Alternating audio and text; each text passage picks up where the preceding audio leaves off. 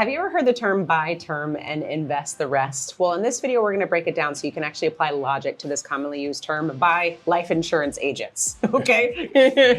Now, the term itself is very logical. That's why it's so popular, because it makes so much sense. Instead of buying whole life insurance, I'm going to buy a term. Which is cheaper, and I'm going to invest the difference in what I would have paid for whole life insurance. Now, that theory sounds very nice, but in implementation or in action, it doesn't work. It doesn't work so much because the idea is for you to invest in the market. You invest in the market and you invest consistently, and you consistently get a return on the market. You only have positive returns. You only have positive returns. And as we know, life happens and the market isn't always as consistent year after year as we would like. Yeah. So in that sense, the reason why it doesn't work out as much for people is because of that fact, the uncertainty of the market. Now, a whole life insurance policy is certain. You have a guaranteed death benefit, whereas the alternative, which is to invest the difference in the market, you don't. And let's also have the conversation that isn't being had when we have this phrase, right? Is we're not talking about income replacement. Okay, that's really what life insurance is about. Life insurance is about income replacement. So if I'm no longer here, my income continues to live on so that he can continue to invest in the market and create cash flowing opportunities, right? When you stunt that opportunity, then what happens? So we get this conversation often when people are like, oh, I'm investors, my investments are going to pay for my legacies and whatnot. And that's fine. That's the point of your investments. But the point is where is the income? Where is the income? Because we usually need the income as the continual injection into the investments to keep things going, right? We also have cash flowing opportunities, but the point is where's the engine? Where's the engine that fuels all of this, and where's the protection on that engine to make sure that everything is good? The next thing that I want to talk about is the fact that term is temporary. Yeah. So the reason why the system also doesn't work, because in order for it to work, you have to die while the term's in place. For example, term insurance is usually for, let's say generally it's 10 years, 15 years, 20 years. So for example, if I start a term policy at 30, at the age of 30, and maybe it's for 15 years, now I have to pass away by 44 and a half in order for that death benefit to pay out. And who wants to do that? I'm too young. I got a lot of stuff I want to handle, right? So now I have to get another term life insurance policy, which means I'm 15 years older. It's more expensive. Now I'm going to carry that out for another 15 years, another 20 years. And you get where we're going here. Whereas if you just bought a whole life insurance policy, you wouldn't have to worry about continuing to renew your terms.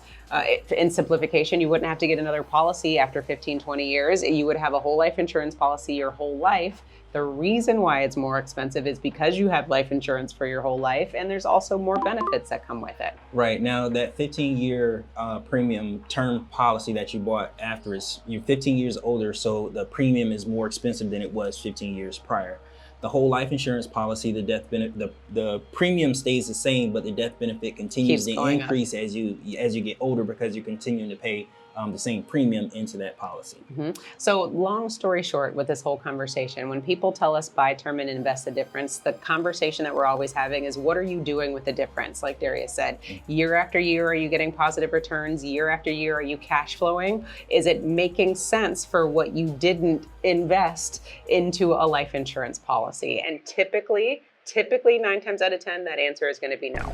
Whole life insurance is going to be more expensive, family. You can't compare a Honda and a Ferrari. They do two different things. They're both reliable. They both are amazing vehicles, but they have different features. So a whole life insurance policy is going to be more expensive because you have a policy for your whole life, and it also has a savings component that grows inside the policy where you can have access to cash should you need it. A term life insurance policy just doesn't give you that. Now let's talk about, or put ourselves in the shoes of somebody that already, or an entity that already has like all the money.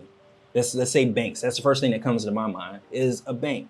What does a bank do? They already have access to stocks, bonds, and investment tools. So if this works, then wouldn't banks invest in what's already making them money? The safest bet.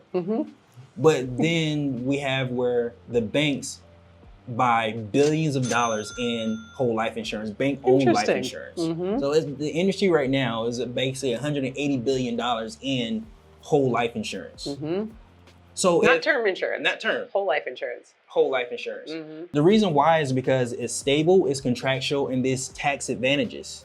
Now, with the life insurance, again, the banks have access to all these other types of investments. Again, stocks, bonds, derivatives, but they're not reinvesting their money into it with the $180 billion that they put in whole life insurance. So if it's good enough for the banks and they already have access to these things, why do we continue to do something different when we're shown something different? Well, misinformation.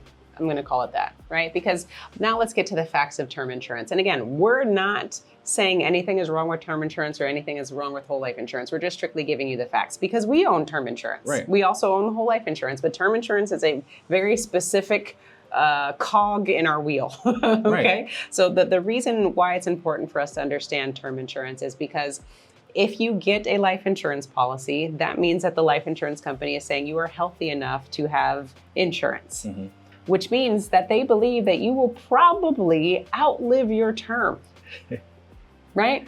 If you give blood and urine and have everything scoped out as far as your medical is concerned, they are banking that if I have a 15-year term, I'm going to outlive my 15 years, which means they're not going to have to pay the death benefit. They're just going to receive my premiums, my payments year after year after year, right? And then 15 years goes by and you don't get any more insurance. Ooh, bingo, right? And this is just a real conversation. When we have term insurance, we know we're on the clock. We got 15 years to convert our term life insurance policy into a whole life insurance policy. We're taking advantage of the cost being as cheap as it is when we get term insurance, and we're just going to convert. We're going to take that whole death benefit and roll it over into a whole life insurance policy. That's the hack in which you use term life insurance for. Right, and it's not the idea of the fact that I'm just going to get this one piece and then I'm not going to get the other piece. Yeah. The idea is to get the whole thing.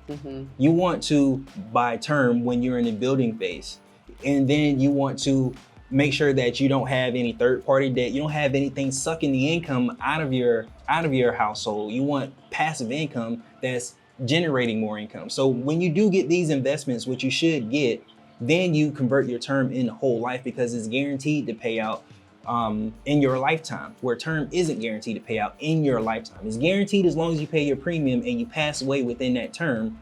But after that, it's a little different because the premium goes up significantly for a significantly less death benefit. Yeah, very good point. Now, the other thing to consider with this process, as Darius was saying, when you're in the building phase, I want to make sure that we bring that back in. When you're in the building phase, meaning you don't have a lot of cash flow, but you want to make sure that you have some sort of protection, that's where you would introduce term insurance. And then, maybe I have 10 years, 15 years, and 20 years before I need to convert that into a whole life insurance policy when my budget can accommodate more funds as far as a premium payment is concerned. Now, Wealth Nation, remember, do not misunderstand the value of protecting your income. And you have to protect your income with whatever your budget dictates. That might be term, that might be whole life insurance, but don't get it twisted as far as investing and all the other realms that are concerned, right? Just figure out, what can I afford right now? Can I afford a term policy? Great. If I have a term policy, then I'm going to need to convert that before my contract is over. If I have a whole life insurance policy out of the gate, great. Now I don't have to worry about converting, and now I have cash value and other things that I can do. So figure out what makes sense for you right now financially, and then get your income secured, and then go have a conversation about investing. Don't bring the investing conversation in the life insurance conversation. They're two completely different entities. Right. So if you want more information on how to create a system for yourself, be it term or whole life, click on the link below. And don't forget to own your own lifestyle. Or someone else will.